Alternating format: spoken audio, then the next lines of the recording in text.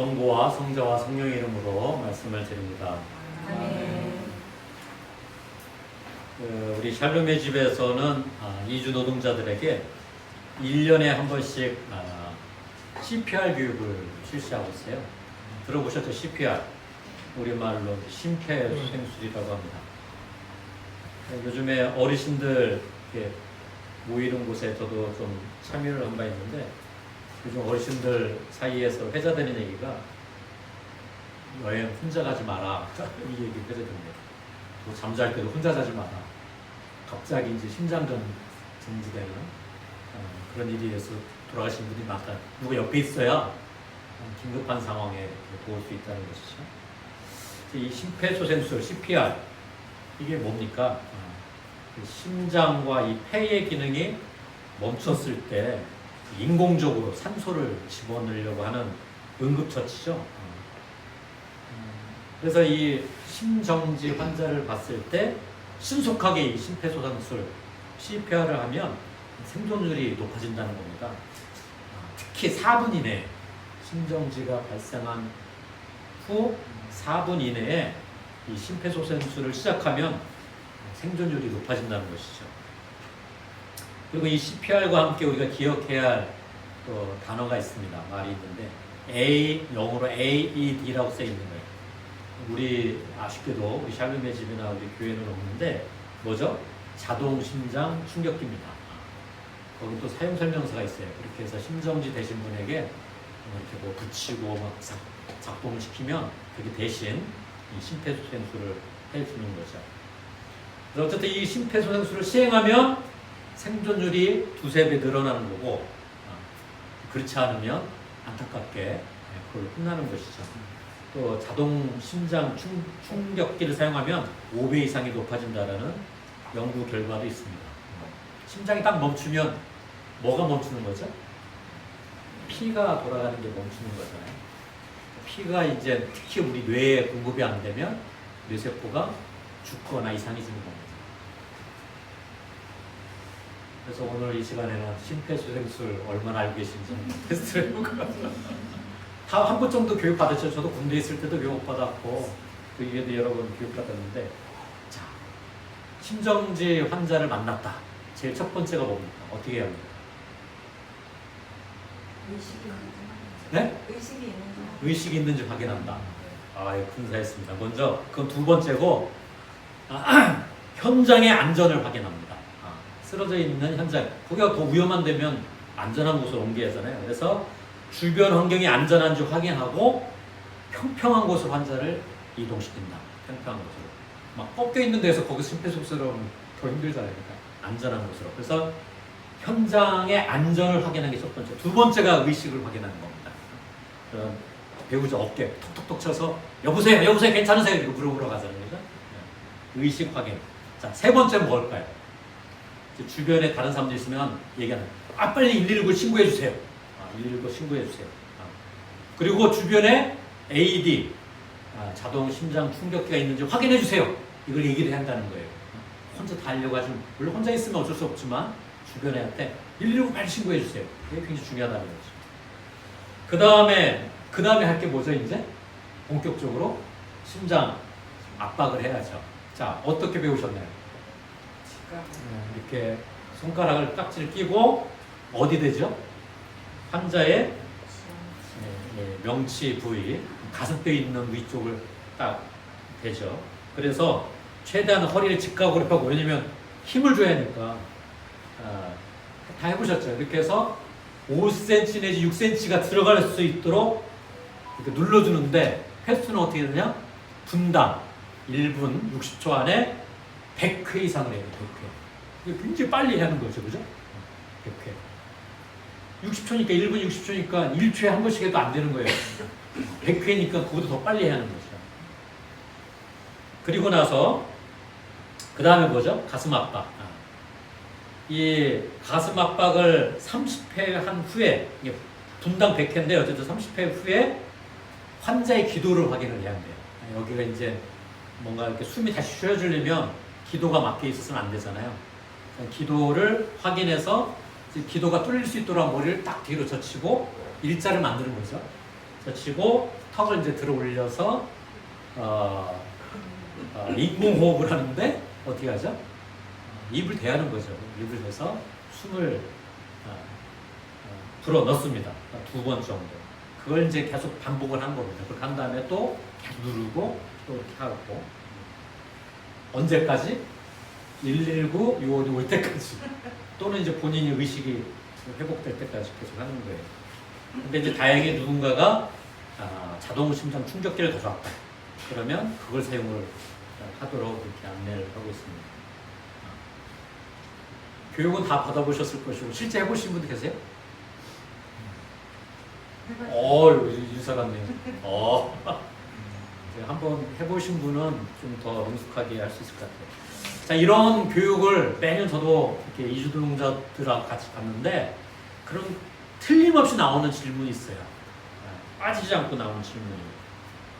이제 교육하시는 분이 이제 깍지 끼고 심장 누를 때 아까 얘기했죠. 5원에 6cm 깊이로 들어갈 수 있더라고 1분에 100회 이상 할 정도로 속도로 하라고 하잖아요. 그러면 대부분 물어보는 게 그러다가 갈비뼈 부러지면 어떻게 해요? 그러면 나한테 책임 좀 갈 거 아닙니까? 만약 살아나셨을 때 의식을 되찾았을 때 왜 당신이 나한테 내 갈비뼈를 부러뜨렸습니까? 어떻게 하면 이 질문이 모든 교육받을 때 꼭 나옵니다. 그때 이제 교육하는 분이 딱 얘기를 하시죠. 걱정하지 마세요. 우리나라에서는 이 CPR 심폐소생술 면책조항이 있습니다. 면책조항 들어보셨어요? 면책조항. 그래서 응급의료에 관한 법률 제5조의 2항에 의하면 선의로 심폐소생술을 시행할 경우 발생할 수 있는 재산상의 손해나 환자의 신체 손상, 그러니까 하다가 사망할 수도 있어요. 사망, 또 갈비뼈, 대부분 갈비뼈가 부러진대요. 그 정도가. 갈비뼈 골절 등에 대해서는 형사적 또는 민사적 책임을 지지 않는다. 이 조항이 있다는 겁니다.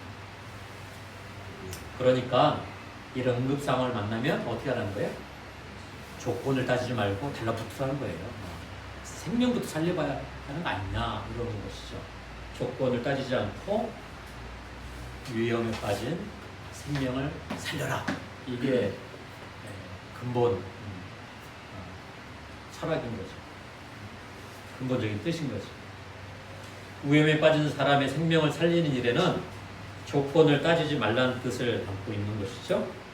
조건을 따지다 보면 생명을 살릴 수 있는 시간, 골든타임을 놓쳐버립니다. 이 4분, 여기서 말하는 4분을 놓쳐버려요. 막 두리번거리게 되고, 야, 이거 해야 돼, 말해야 돼. 내가 괜히 했다가 뭐 덤팅 쓰는 거 아니야? 나 말고 다른 생각 할 수 있는데 하다 4분 지나버리면 골든타임을 놓쳐버린다는 것이죠. 조건 없이 생명을 살리는데 뛰어들어라. 우리나라에서는 이 응급의료에 관한 법률 제5조의 2항만 언급이 되어 있습니다만 다른 나라, 우리가 소위 말해서 선진국이라고 얘기하는 데는 착한 사마리아법이 있습니다. 굿 사마리탄러라는 법이 있어요. 이 법은 뭐냐면 위험에 처한 사람을 구조하는 과정에서 내가 위험에 빠질 수도 있잖아요. 그죠? 그러나 내가 위험에 빠질 수 있는 상황이 아니야. 그런데도 위험에 처한 사람을 구하지 않으면 처벌을 받는 거예요. 만약 내가 누가 물에 빠졌어요. 근데 내가 돕겠다 들어갔다 같이 죽을 수 있잖아요. 나에게 위험이 될 수 있어. 이거 말고 어떤 상황이든 나한테는 위험이 될 게 아니에요. 그러나 위험에 빠진 사람을 봤는데 그걸 모른 척 한다. 그분은 처벌을 받는 그런 법이 선한 사마리아인의 법, 착한 사마리아인의 법, 그 사마리탄러가 있습니다. 또 이제 그다음에 면책조항, 아까도 말씀드린 면책조항도 있죠. 이것은 도와주고 나서 누명을 쓰는 걸 두려워해서 사람들이 스스로 이렇게 선행을 하지 않으려는 것을 방지하기 위한 법이라고 해요. 그래서 지금 미국, 캐나다, 유럽 연합에서는 이게 이미 입법화되어 있습니다. 근데 우리나라에서는 아까 응급 의료에 관한 법률에만 한 조항이 들어가 있는 것이죠. 착한 사마리아인의 법, 굿 사마리탄 러의 근본 취지는 위기에 처한 사람의 생명을 살리는 일에는 조건을 따지지 말라는 뜻 역시 담고 있습니다. 이 착한 사마리아인, 오늘 복음 말씀이 그것과 관련된 말씀인 거잖아요. 율법학자가 예수께 찾아와서 묻습니다. 선생님, 제가 무슨 일을 해야 영원한 생명을 얻겠습니까? 영생을 얻겠습니까? 이걸 묻는 것이죠. 몇 주 전에 제가 말씀드렸습니다. 우리 육은 고작 100년이지만 우리의 영은 시간을 어떻게 따질 수가 없는 거예요. 그러니까 늘 영원한 생명, 영생을 우리는 갈구를 하게 되죠. 그러니까 예수님이 이렇게 대반문합니다. 자, 율법서에는 뭐라고 적혀 있고 너는 어떻게 알고 있니? 어떻게 해석하고 있니? 이렇게 물어보니까 율법학자가 이렇게 대답을 하죠. 내 마음을 다하고 내 목숨을 다하고 내 힘을 다하고 내 생각을 다하여 주님이신 내 하느님을 사랑하라. 그리고 내 이웃을 내 몸과 같이 사랑하라. 이렇게 저는 오늘 이 시간 이 뜻에 대해서 이렇게 여러분과 함께 나누고자 합니다. 이왕 사랑할 거라면 조건 없이 해라. 조건을 걸지 말고 사랑해봐라. 이렇게 저는 다가옵니다. 이왕 사랑할 거면 조건 없이 사랑해봐라. 어떻습니까? 조건 없이 사랑, 이게 한 번쯤은 해볼 수 있을 것 같기도 하고, 그죠?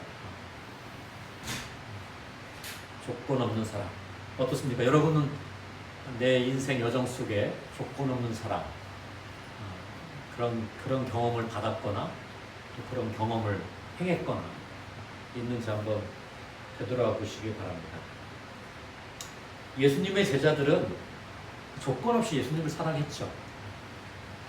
그러니까 예수님의 길을 같이 걸어갔던 거죠. 그러나 처음부터 그랬던 건 아닙니다. 처음부터 예수님의 제자들이 예수님을 조건 없이 사랑했던 게 아니에요. 마태복음 2장 20장 20절 이하를 보면 이 제베데오의 두 아들의 어머니가 등장합니다. 그래서 이 두 아들을 데리고 예수님 앞에 딱 가서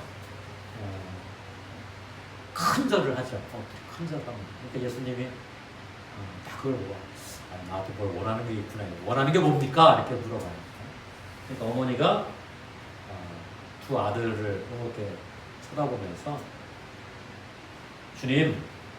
주님의 나라가 서면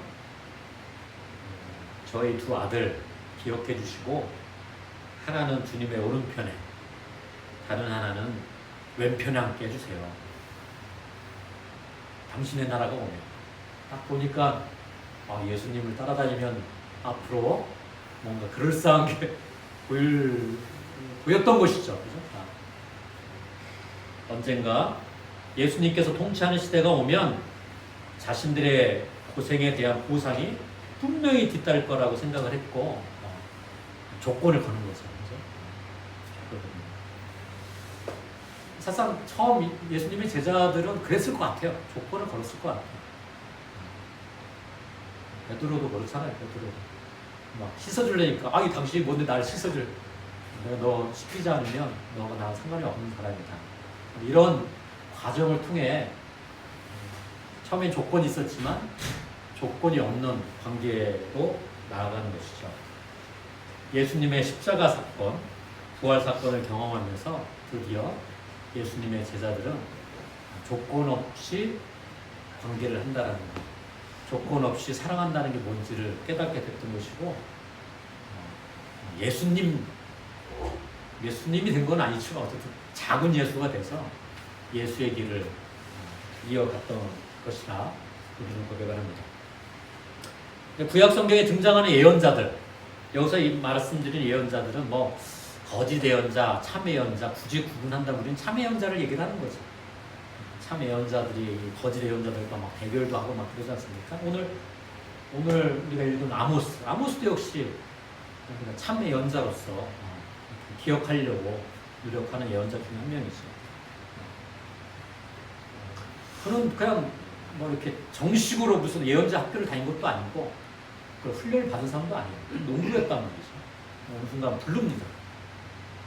조건 없이 하나님은 그를 불렀고 아모스도 조건 없이 그 임무를 수행을 했기 때문에 우리가 계속해서 기억하려고 노력하는 것이죠.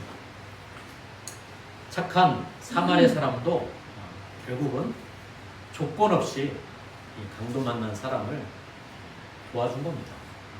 조건 없이. 그랬기 때문에 이 강도 만난 사람의 진정한 이웃이 됐던 것이죠. 조건 없이. 성경은 법률에 관한 책이 결코 아닙니다. 법전이 아니죠. 누가 뭔 잘못을 했고 이런 잘잘못을 판단하는 기준을 적어놓은 책이 아닌 것이죠.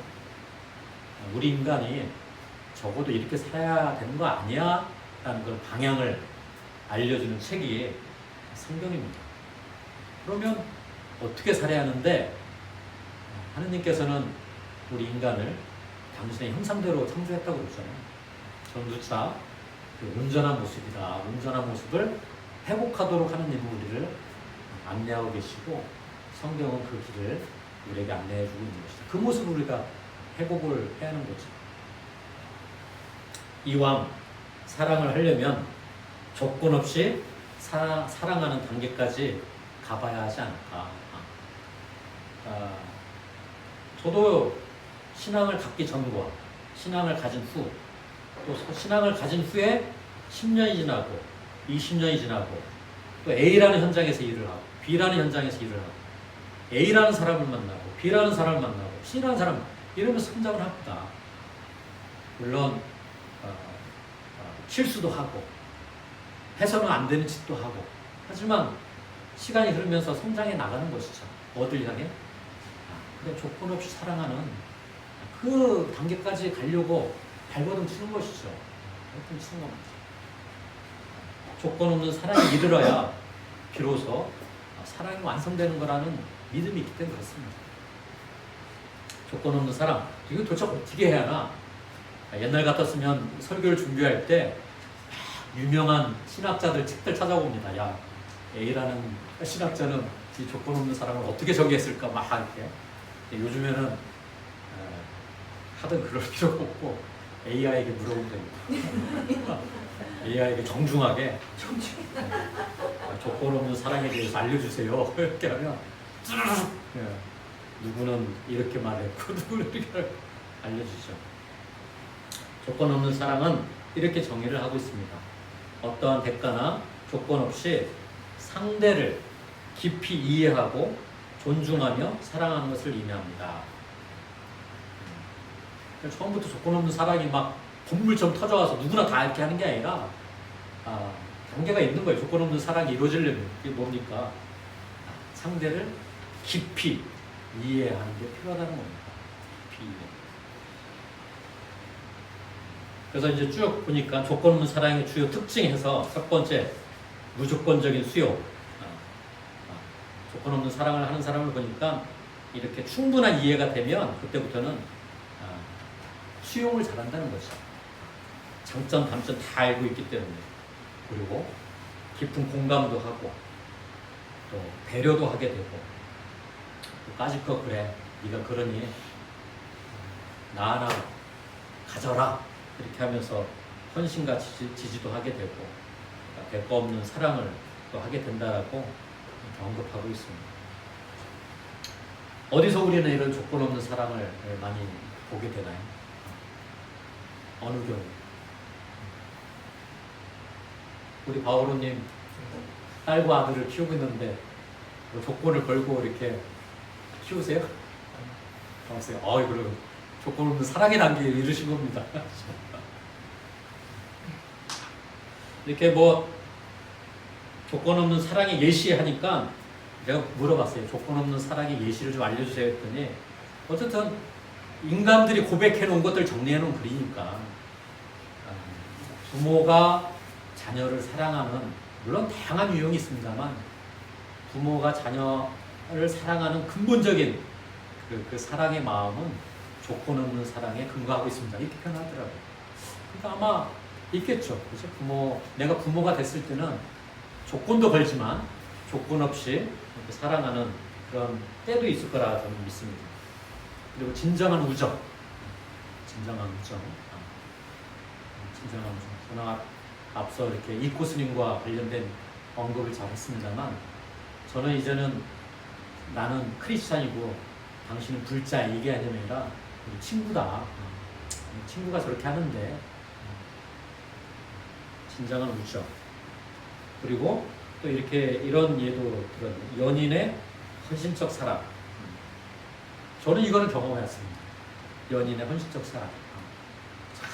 지지리도 못나고 의심도 많고, 어떻게 하면 내가 생존할 수 있을까, 정말 이렇게 오그라든 그런 마음으로 살았던 저인데, 이런 저를 끔찍히 사랑해주는 누군가가 있어서 어떻게 조금 더 성숙해진 것 같아요. 성경에서는 이런 조건 없는 사랑을 가리켜 어떻게 표현? 조건 없는 사랑이 그냥 딱딱한 말이잖아요. 성경이 이것을 어떻게 표현하고 있나 찾아보니까 오늘 복음 말씀에도 나와 있습니다. 다른 레위인 다 지나갈 때 그냥 지나갔다고 표현되어 있는데, 착한 사마리아인이 지나갈 때는 그 앞에 뭐라고 표현되어 있냐면 가엾은 마음이 들어서, 이렇게 표현되어 있어요. 가엾은 마음. 개역 성경을 보니까 거기는 불쌍히 여기는 마음이 들어서.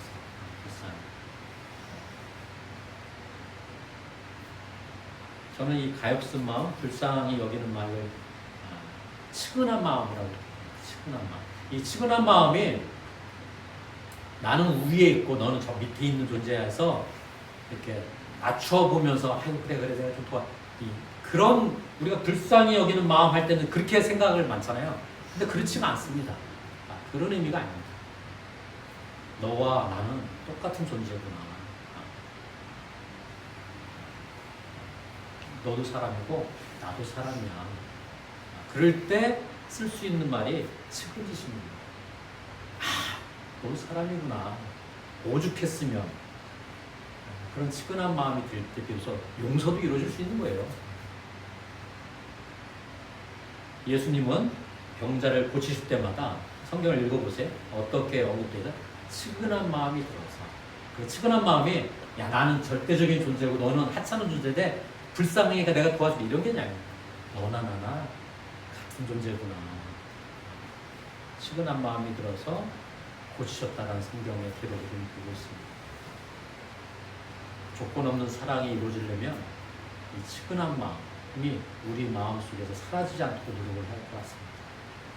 내가 보니까 요즘에 이 측은한 마음이 없어졌어, 약해졌어. 그러면 다시 긴장을 하면서 주님, 그 마음 다시 갖게 해주십시오. 그 마음 다시 어떻게 회복해야지? 이런 정진을 하는데 시간을 드리고 노력해야 할 것입니다. 우리 안에 측은한 마음으로 이렇게 모인 우리 공동체 서로 또 주님을 향해 깊이 사랑하는 우리가 되기를 간절히 바라고, 그러한 사랑의 기운으로 무더위를 잘 이겨내는 우리가 되기를 간절히 기도합니다. 성부와 성자와 성령의 이름으로 말씀을 드렸습니다. 오늘의 말씀을 기억하며 잠시 침묵하겠습니다.